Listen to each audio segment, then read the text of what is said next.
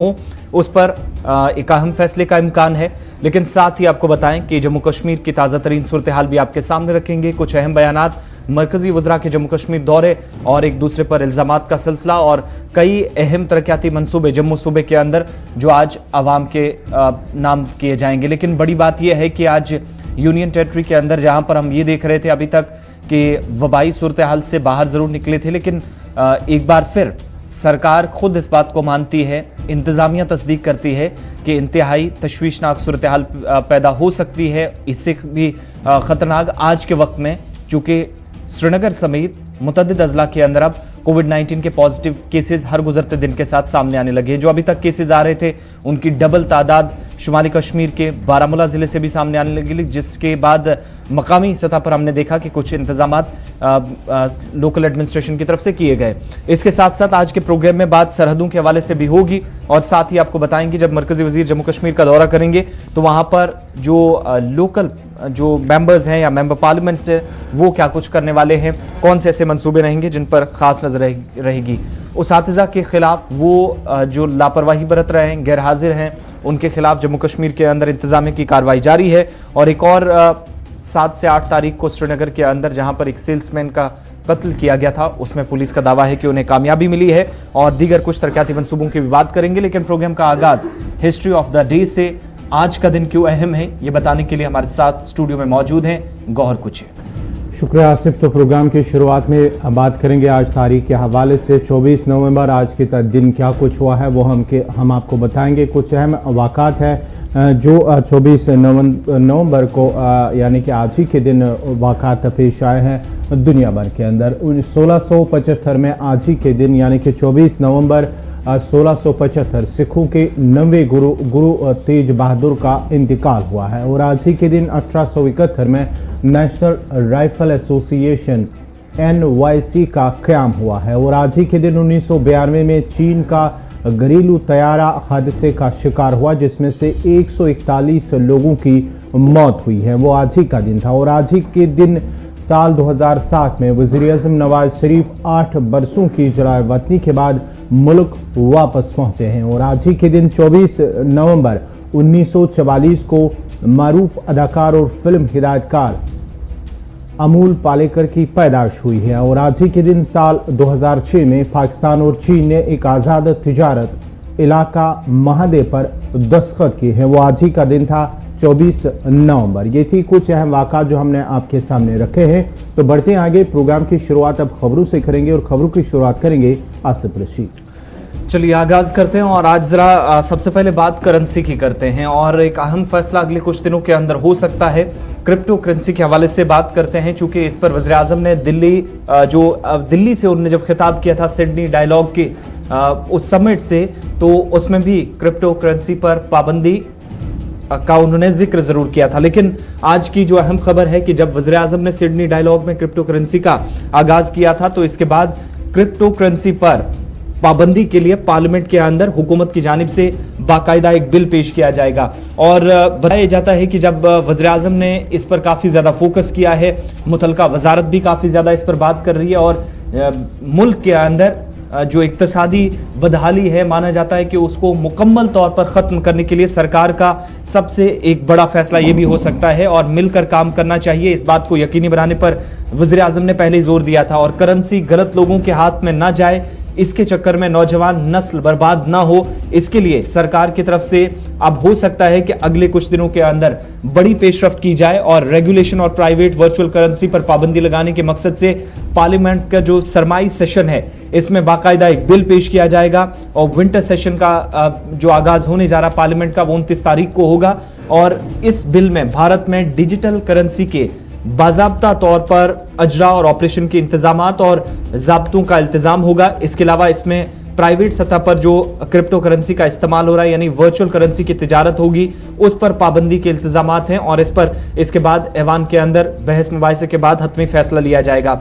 लोकसभा की जानिब से एक बुलेटिन भी जारी किया गया है जिसमें बताया गया है कि बिल हर किस्म की प्राइवेट जो क्रिप्टो करेंसियां हैं उनकी तिजारत पर पाबंदी आयद कर देगा और कुछ छूट देने की भी तजवीज़ होगी। जो इस क्रिप्टो करेंसी का इस्तेमाल करेंगे, टेक्नोलॉजी को फरोग देने के लिए भी सरकार का यह फैसला काफी इंपॉर्टेंट होगा। और करेंसी पर बढ़ते हुए खदशात के दरमियान सबसे बड़ी चीज है, जब यह बिल पेश किया जाएगा तो इसमें वज़ीर आज़म मोदी ने जब 13 नवंबर को आला सतही मीटिंग हुई थी तो तब भी हिंदुस्तान के अंदर हो रही सरगर्मियों का उनने खुद जहां पर मुतल्लिका वजारत से जायजा लिया था, उन्हें ब्रीफ किया गया था, लेकिन सिडनी डायलॉग में बहुत सख्ती से इस मौजू पर वो बात करते नजर आए थे। और अब कुछ दिनों का इंतजार हो रहा है कि 29 तारीख से जब पार्लियामेंट के सेशन का, विंटर सेशन का आगाज होगा तो क्रिप्टो करेंसी पर बाकायदा एक बिल लाया जाएगा और मुल्क के अंदर प्राइवेट या वर्चुअल तरीकाकार से इस्तेमाल में लाई जाने वाली जो करेंसी है उसको खत्म करने के लिए, ताकि नौजवान भी किसी गलत रास्ते पर ना जाएं और ज्यादा पैसे कमाने के वज़ीर आज़म के बयान के मुताबिक भी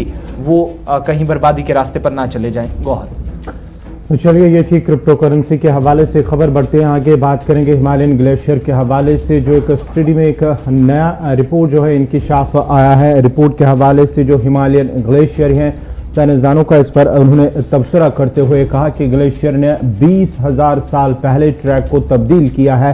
ये एक स्टडी में नया इंकिशाफ हुआ। ये मौजूदा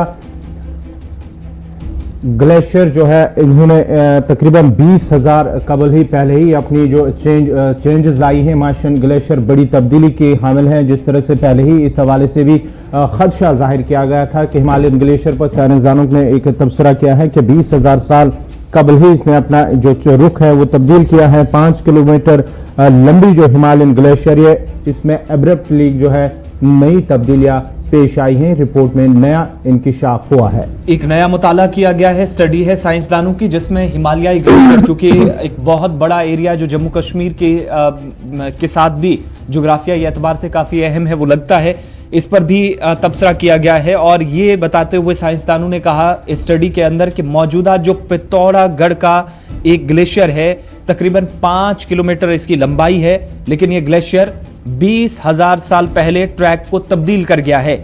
यानी जिस तरीके से माहौलियाती आलूदगी दुनिया भर के अंदर फैल रही है, तबाहियां इंसान ने मचाई हैं, उसके ये संगीन नताइज आज के वक्त में बरामद हो रहे हैं। 5 किलोमीटर लंबा हिमालयाई ग्लेशियर अचानक बदल गया, ट्रैक तब्दील कर दिया और वक्त गुजरने के साथ साथ मौजूदा जो पिथौरागढ़ उत्तराखंड में एक मुलहका ग्लेशियर इसके साथ है उसमें जाकर मिल गया। और ये कब तबसरा हुआ, जब आपको याद है कि चंद माह कबल ही तबाही उत्तराखंड के अंदर मची थी, बहुत बड़े पैमाने पर ग्लेशियर फटा था और उसके बाद हमने उसकी जद में आते बस्ती भी देखी, बड़े मंसूबे आते देखे जो उसको रोकने के लिए कोशिशें हो रही थी। कटिंग काफी ज्यादा पहाड़ों की हुई, दरख्त काटे गए थे, सड़कें निकालने की कोशिश हुई।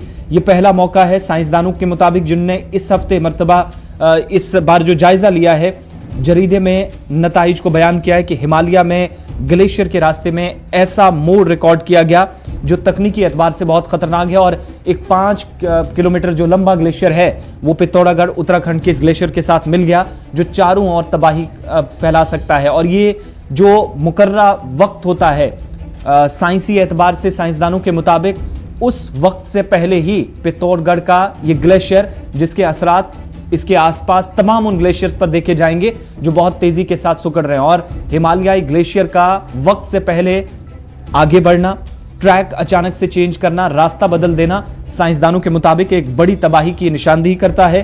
और फरवरी में जब वाकया पेश आया तो एक बड़ा हादसा उत्तराखंड के अंदर था, जहां पर हिमालयाई खित्तों में माहौलियाती तौर पर जिसे काफी नाजुक माना गया स्टडी के अंदर भी, और इस तरह के वाकयात का मजीद खतरा है, ये हिमालयाई रीजन के लिए पहले से ही इंतबाह जारी किया गया है। साथ ही यह भी कहा गया है कि टीम ने, जिसने स्टडी की, इस टीम ने मुशाहिदा किया है कि 5 किलोमीटर तवील WIHG नाम का ये ग्लेशियर, जिसने वादी कोटी यांकी का जो दरिया है तकरीबन 4 किलोमीटर का एक एरिया है, जिस ये जो ग्लेशियर ये 5 किलोमीटर के आसपास है, लेकिन इसके साथ का मजीद 4 किलोमीटर का एरिया, जिसके साथ ये 5 किलोमीटर तक लंबा फैला ये ग्लेशियर मिल गया है, जिससे तबाही के मजीद खतरात भी है। साथ ही वक्त से पहले रास्ता बदलना ये खतरनाक साबित हो सकता है, स्टडी में साफ किया गया है। लेकिन इसमें एक चीज जो बड़ी कही गई है, सिर्फ उत्तराखंड पिथौरागढ़ के आसपास ये नहीं, बल्कि जब हिमालय ग्लेशियर के अंदर 20,000 कबल तब्दीली आ सकती है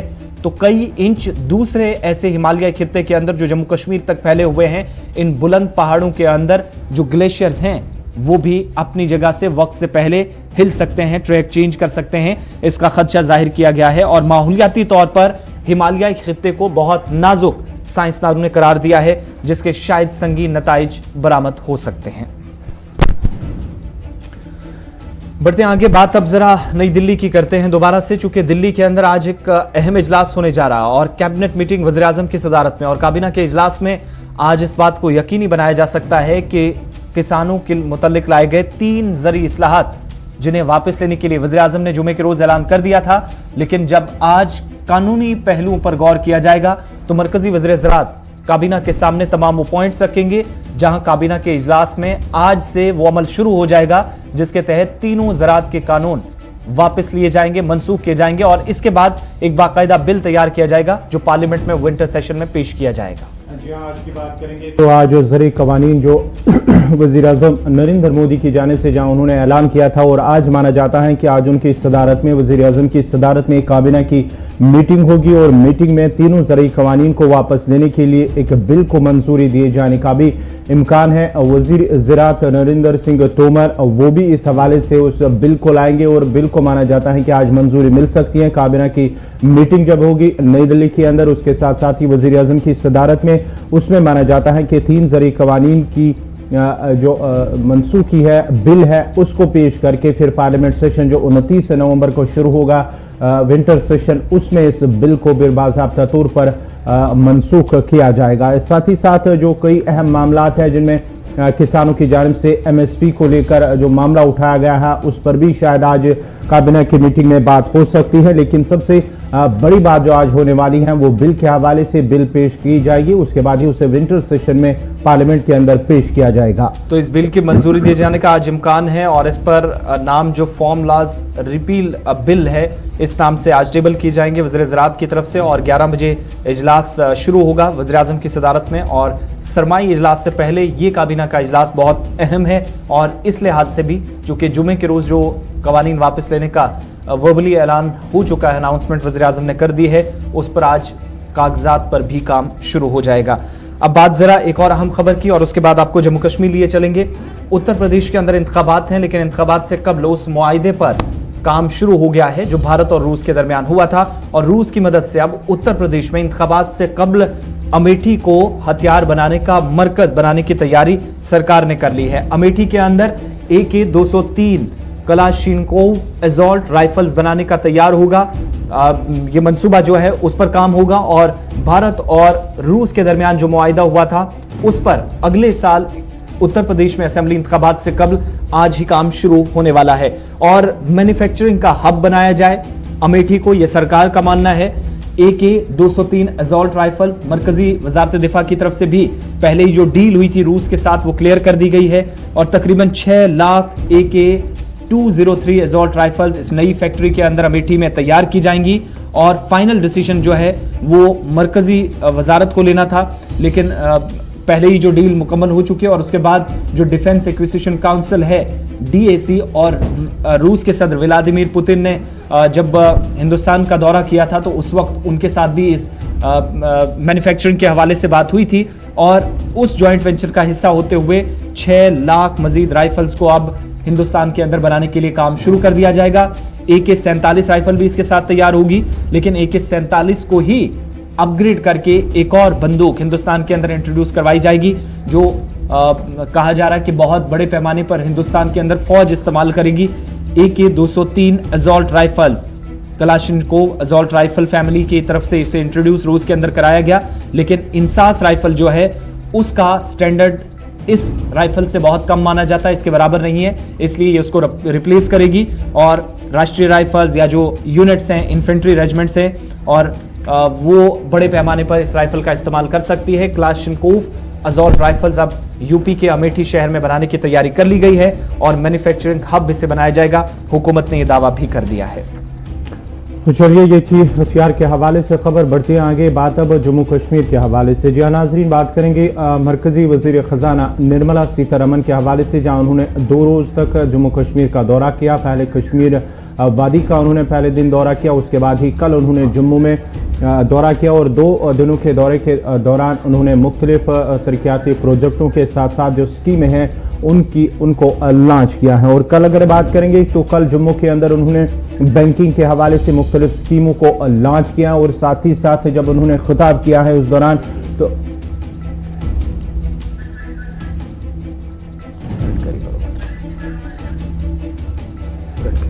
चलिए मरकजी वजीर निर्मला सीतारमण से पहले ही हम बात करेंगे मरकजी वजीर नितिन गडकरी के हवाले से।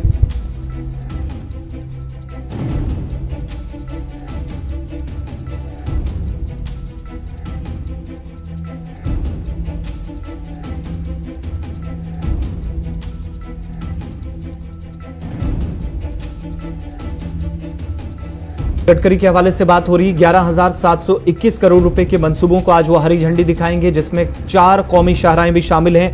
गुज़श्ता दिन उन्होंने ट्वीट करके जानकारी दी थी, जो जम्मू सूबे के अंदर बनाएंगी उन्हें अपग्रेड किया जाएगा। 25 काम आज होंगे। 18 डॉक्टर जितेंद्र सिंह की कॉन्स्टिट्यूंसी में आते हैं। 7 जम्मू, पुंछ, राजौरी जो कॉन्स्टिट्यूंसी है, जुगल किशोर शर्मा बीजेपी के रुकन पार्लियामेंट हैं, उनके खाते में गई हैं। तो इन मंसूबों को हरी झंडी दिखाने से पहले तैयारियां क्या कुछ हैं, नितिन गडकरी आज कितने बजे डोडा जिले पहुंचेंगे, तैयारियां किस तरह की हैं, इस पर हमारे साथ बात करने के लिए इस वक्त बराह रास्त हमारे नुमाइंदे अजय शान ज्वाइन कर चुके हैं। अजय, क्या कुछ तफसीलात हैं दौरे के हवाले से, तैयारियां क्या है और किन किन मकामात पर यह तकरीबात होनी है? देखिए आसिफ, ये डोडा का जो स्टेडियम है वहां पर ही सारे प्रोग्राम होंगे। और आज दिन को जो एक अंतिम रूप कल शाम को दे दिया गया था। NHADSL ही सारे प्रोग्राम ऑर्गेनाइज कर रही है और जो लोकल बीजेपी यूनिट है, चाहे डोडा का हो, रामबन का हो, किश्तवाड़ का हो, वो भी पूरी तरह से एक्टिवेटेड है।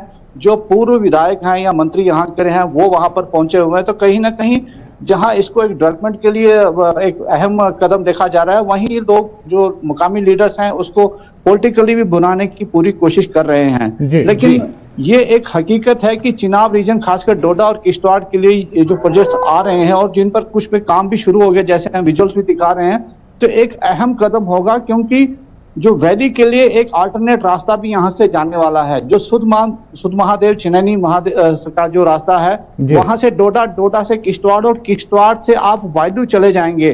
क्योंकि एक टनल बनाया जा रहा है 10 किलोमीटर का सिंहपोरा से लेके वायलू तक, जो एक ऑल वेदर अल्टरनेट रास्ता होगा वैली के लिए, जो खन्नाबल तक जाएगा। तो कहीं ना कहीं एक सामरिक दृष्टि से इस काम को अहम देखा जा रहा है। और खासकर जो इलाके हमारे यहाँ पसमानदगी रही है, क्योंकि रोड कनेक्टिविटी नहीं रही थी, तो अब जो पुराने नेशनल हाईवे उसको अपग्रेड करके 3 लेन बनाया जा रहा है। तो कहीं ना कहीं एक बड़ा कदम फैसला आज होगा, जो जिसका आज फाउंडेशन स्टोन रखा जाएगा। तो आने वाले दिनों में कई इस प्रकार के इससे नताइज सामने आएंगे। लेकिन फिलहाल जो है डोडा में पूरी तरह से इसकी तैयारियां कर ली गई हैं कि इस अहम मौके को एक यादगार मौका बनाया जा सके। जी आसिफ। अजय, जरा ये भी बताएगा, इतना बड़ा प्रोजेक्ट, इतने बड़े प्रोजेक्ट अब डोडा किश्तवाड़ के अंदर हो रहा है, तो लोगों का इस हवाले से क्या कुछ रद्द-ए-अमल सामने आ रहा है, लोगों का क्या कुछ कहना है?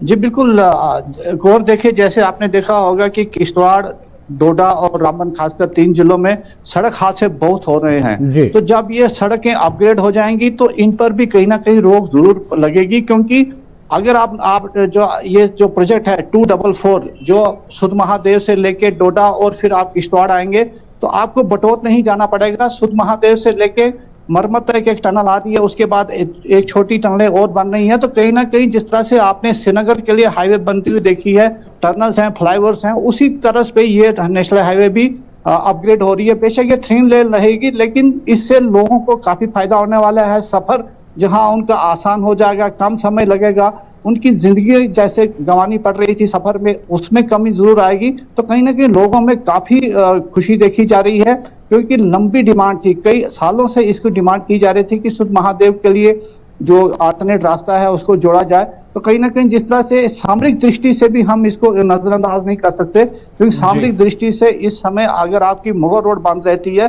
तो ये जो सड़क है हमारी सुध महादेव, किश्तवाड़, कपरन, ये माफ कीजिएगा, वायलू तक जो टनल लेके जाएगी, तो एक सामरिक दृष्टि से अहम होगा। क्योंकि आप ऑल वेदर रास्ता वैली के लिए अल्टरनेट सड़क दे पा रहे हैं। तो कहीं ना कहीं लोगों में ये भी कहना है कि डेवलपमेंट तो होगी, रोजगार भी यहाँ पर बढ़ेगा जब एक अल्टरनेट नेशनल हाईवे खासकर वैली के लिए यहाँ से जाएगी। एक चीज और भी अजय, चूंकि जब इन हाईवेज का जिक्र पिछले दिनों मरकजी वजीर की तरफ से किया गया, तो नितिन गडकरी साहब ने एक चीज और भी कही थी कि हर रोड के ऊपर जो फैसिलिटीज सफ़र के दौरान होनी चाहिए, उनमें सेहत का निज़ाम हो या फिर टॉयलेट्स कहीं पर बनाने हो, तो वो तमाम चीज़ें क्या इस प्रोजेक्ट का हिस्सा होंगी? खासतौर से मेडिकल इंफ्रास्ट्रक्चर को लेकर भी कोई कदम उठाया जाएगा इन बड़े प्रोजेक्ट्स के साथ?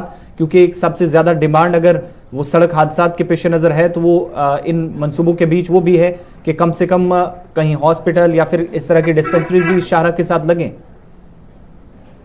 जी बिल्कुल, देखिए क्योंकि ये जो प्रोजेक्ट बन रहा है इसको एग्जिस्टिंग डोडा टाउन और किश्तवाड़ टाउन खासकर इससे बाहर लेके जाया जा रहा है, यानी टाउन के बीच से ये नहीं जाएंगी।